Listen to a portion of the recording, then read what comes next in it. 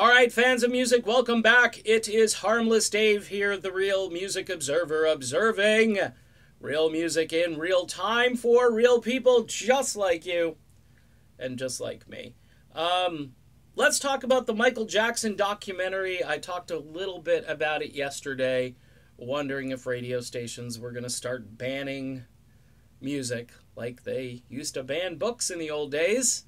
You know, the whole world is going to crap with this censorship stuff. Like, you can't hear something, free exchange of ideas. Oh, I can't believe they're playing. Here's why. Because the iHeart masters who think that they are, you know, and this all goes back to Live Nation, all these different entities, they're just afraid, you know, someone's going to hit that little button and change the station to talk radio or something. Oh no, Michael Jackson, he molested kids, allegedly, so we're changing the station. Maybe. Mommy, who is that guy? It's Michael Jackson. Isn't he the guy that... Okay, so he's not here to defend himself. Now, again, my first instinct is to be creeped out. Now, I didn't see the documentary, but the two guys, the victims, the accusers, these guys were on record initially saying that Michael did nothing to them. I think one was 5 and one was 9 at the time, and they kept going back to Neverland, okay? Wouldn't they come back to mommy and daddy and say, hey, this guy, he's doing some weird stuff to us? Any kid would, or they'd be just traumatized, and the parents would see that, and they would, no, he's not going back to Neverland. Okay? One really big thing about this is that Michael Jackson is dead. Okay, he's dead. It's kind of like the Don Henley song, kick them when they're up, kick them when they're down, kick them when they're stiff, kick them all around. At this point, Michael Jackson is the stiff character in that song. All right? He's been dead for a number of years, and obviously it's allowed the sympathy that was initially given to Michael to kind of clear away, and now people can hear the real story about Michael Jackson. Is this plausible? Of course it's plausible, but I think it's about money. I think it's going to do a couple of things. Number one, this will make a lot of money, and people will be curious. Everybody, including yours truly, wants to see this documentary. But it's exploitism, if that's a word. It's exploitation.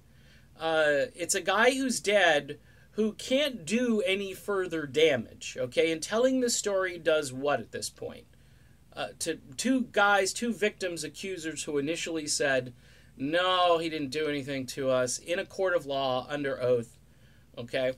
The other thing this will do is it will destroy the Jackson estate. All the money that was coming in via Thriller and all the other music that Michael made, that's going to, like, go down to a trickle, you know, compared to what it was. Then, of course, you got the banning from radio stations that are probably already scrambling to remove Michael Jackson music from their playlists. He was called the king of pop for a reason. The guy had really good instincts, and the songwriting that he did, and the fact that he had just a great ear for other people, bringing them in and wanting Slash to play on Black and White was awesome. Wanting Eddie Van Halen to play on Beat It was awesome. And, you know, Steve Lukather, who pretty much shadowed Michael for a couple of albums at least. The guy had some really good instincts and created some incredible art, you know. The rock community, guys like Eddie Trunk are out there and they're just, oh my gosh, this is the worst thing, and you have 4 hours and all of it is, you know, and he's complaining that it was too long of a movie and so forth. These guys are really trying to make their point, obviously, in the movie. I'm going to have to watch it, but my instincts are that, and I don't know when I'm actually going to go see this movie, you know.